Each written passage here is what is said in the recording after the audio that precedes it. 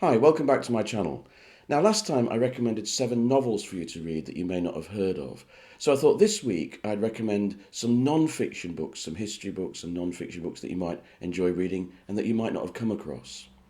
So I'm going to start with this mighty tome, Norman Davies' Vanished Kingdoms, The History of Half-Forgotten Europe. This is an extraordinary book. It's a kind of alternative history of Europe, but written through those countries that are no longer existent. So that principalities or kingdoms or dukedoms that were once a huge part of European history, but now have vanished. So, for example, the kingdom of Glasgow and Dumbarton, that used to be an independent kingdom. The kingdom of Burgundy, which was one of the most important countries in medieval Europe. The kingdom of Sabaudia or Sabordia in Italy, which gave Italy its kings, its monarchy, and is now part of Savoy in France. And Davies explores the history of these different regions, and through exploring them, he explores the history of the whole of Europe. And it's fascinating. It told every single page I'm learning something new about European history, how complex and bizarre it is, how knotted and difficult it is. It's also a very interesting book, not just in terms of history, but in terms of now. For example, if you're interested in the conflict in Ukraine, this book is well worth reading because it basically looks at the history of Russia and its relationship to its neighbouring countries, particularly Poland, Lithuania, and Ukraine. And my God, what a history. And you realise that behind this conflict is not just a year old. It's something that's been going on for centuries. It is a battle for dominance of that region and its culture and its history that's been going on for so long.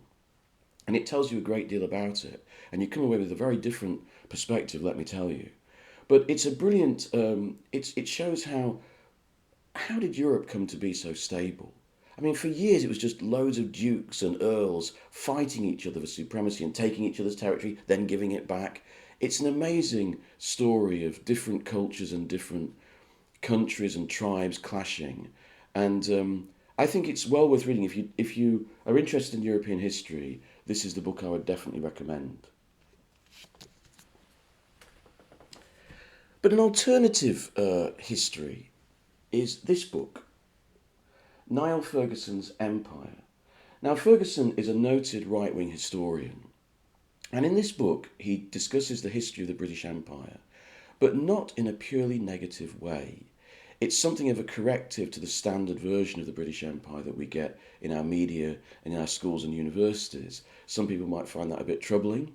It's not as though he stints on the bad aspects of the British Empire, because that would be foolish. But he also tries to put an argument to say that the British Empire had some good qualities, some good effects. And I found that interesting and refreshing. It gave me a different perspective on this period of history, which I often think is rather too crudely and simplistically evaluated these days. Ferguson shows his hand at the beginning. He shows his bias at the beginning, shows he wants to tell you that the empire was of value. So you know where he's coming from right from the beginning. So it's not as if he's trying to sort of surreptitiously make you believe it. He's right out there. But it's a very interesting and well-researched corrective to the rather simplistic line we get often about the British Empire. Ferguson also edited this book, Virtual History. Now, this is the kind of book that historians get very upset about, but I think is worth anyone's time. It basically does what are called counterfactuals. So, what if? What if the Nazis had invaded Britain? What if the American Revolution had never taken place? What if such and such a king had died early? That sort of thing. And it goes through 9 different virtual histories.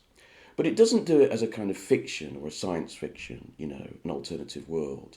It does it from the point of view of serious academic historians using primary evidence and evidence of what was leading up to this event, this counterfactual, to discuss what might happen afterwards. And actually the majority of the book is focused on what happened leading up to this event. So the history is very good and it tells you a great deal. And it shows you how historians work, right? It shows you their way of reading history and the deductions they make. So when they come to the counterfactual, it shows what tools historians use to read history and to interpret it. So it's a very good book because it not only gives you an insight into lots of historical periods, but also into how history itself functions. So even though most historians might thumb their nose at it, I actually think it's a really, really interesting book, and it taught me a great deal. But I wanted to introduce two books now that give you history in a different way. Look at this little book, The Book of Prefaces by Alasdair Gray. Now, Alasdair Gray is a rather eccentric Scottish writer. He's most famous for his novel Lanark, which is a very strange book, recommended simply because it's so odd. But then he also wrote this. This was a lifelong labour sort of thing. It's a very interesting book. It's a history of English literature told through the prefaces to novels and books and philosophical works. So it includes prefaces by Chaucer and Dickens, Bacon. I'm just reading off the back, William Wordsworth, John Knox, Samuel Johnson. So he goes through the history of English letters purely through prefaces. And it's very well done, and he annotates it. These little, he's got these marginalia in red. I don't know if you can see that on the side. These marginalia here that he writes himself. And he also illustrates it. He was an illustrator, and he puts in little illustrations all the way throughout.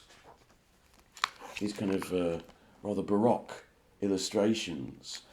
So it's both a very personal work, one man's journey through English literature, and also, something that gives you a great sense of the flow of English literature, how it's developed, how ideas have changed, also how language has changed, and the way we express ourselves has changed. It's a fascinating book. You might think reading prefaces is rather dry. It's quite the opposite. You get a really strong individual sense of each author and their way of thinking and their way of addressing the reader. I can't recommend this book enough. It's a really good guide to English literature and a fun one. Another way of looking at history that I find fascinating is to look at ghost stories. Now, this is Peter Ackroyd's collection of ghost stories from England, true life ghost stories, true life accounts from people. And what he's done, and I think it's really good, is he has just been a curator, and he samples from different people, and they tell their own story. It's in their own words, it's their own account. He doesn't write it up. And why I like that is you get a sense of social history. Ghost stories are not just fun mysteries. They also give you a sense of how people think, how people spoke, the lives they led, what was normality. Very seldom do you see the normality of, say, a parson in the 1600s. But when he tells you a ghost story about meeting a spirit on his way to the church in the morning, suddenly the whole world of 1600s England comes alive. And that's what happens in all of these accounts that Peter Ackroyd talks about. You get the feeling of the life that was lived and the way that people spoke, the language they used, what was thought to be polite, how they interacted with each other. And their attitude towards ghosts tells you a lot about their attitude towards religion. So in the 1600s and 1700s, it's taken as read that ghosts exist. And they often have some kind of message, or they're trying to tell you something from beyond the grave. As it moves into the more modern era, that falls away, and it's just an experience of the uncanny or the unexplained. And so an account of ghost stories actually tells you a great deal about England and the world we're living in. It's a social history.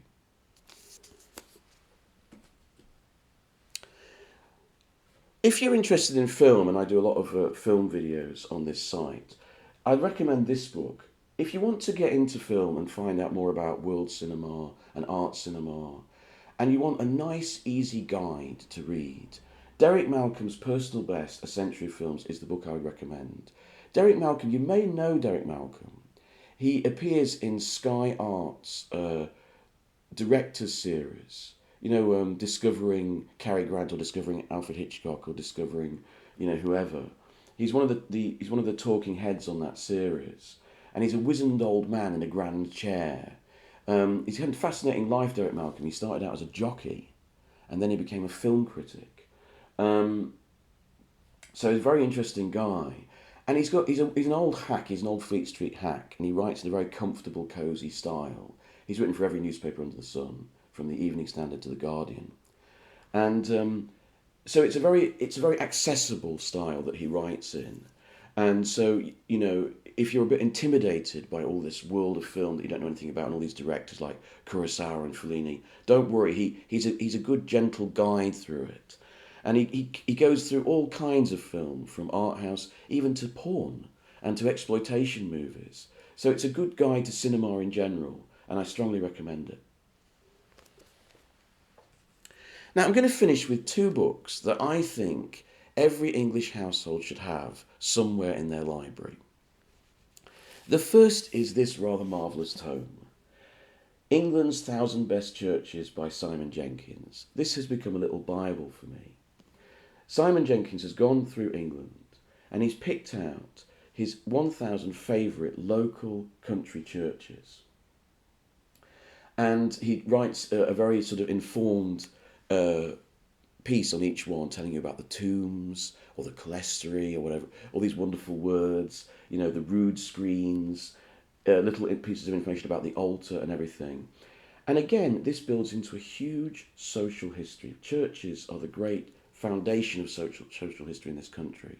It's all there, you can see it in the tombs of the dead, who lived there, what were their names, what were the major families, but also in the walls where Saxon carvings have been preserved. And, there are carvings of the Green Man and carvings of ancient pagan deities to attract pagan people into the church. And he looks at all of these and he does a good write-up of each church.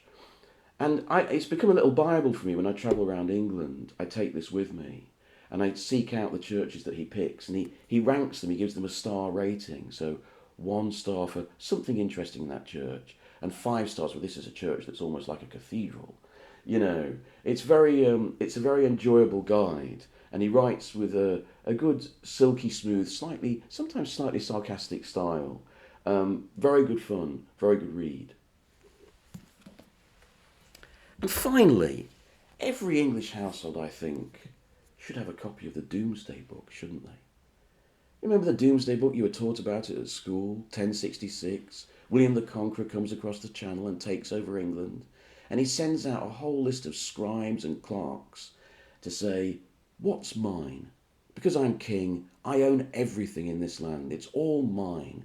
I don't know if you know this, but a few years ago, about 10 years ago, Time magazine in the US did this extraordinary article where they worked out in real terms who were the 20 richest people ever to have lived.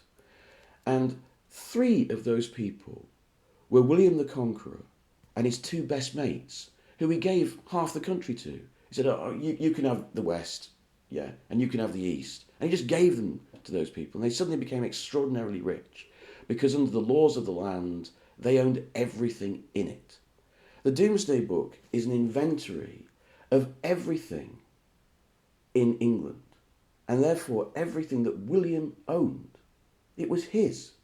So you go through villages and it tells you how much acreage they've got, how much woodland they've got, how many pigs they've got, how many villains with an ANS at the end, peasants they've got, how many slaves they've got, serfs.